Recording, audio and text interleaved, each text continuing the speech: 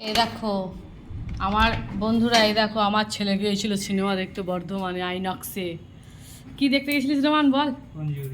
Conjuring 4 বন্ধ। তার সাথে ওর পুজোর জুতো কিনে নিয়ে এসেছে।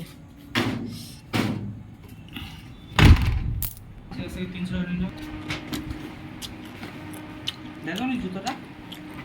দেখলাম তো, শোনে পুজোর জুতো কিনে এনেছে। বাহ, ভালো হয়েছে তোমার। ইস, কি সুন্দর দেখতে রে। পরবি তো? জুতোই কেনে, পরে না গো, রেখে দিয়ে ছোটো করে বাড়িতে। খুব ভালো হয়েছে।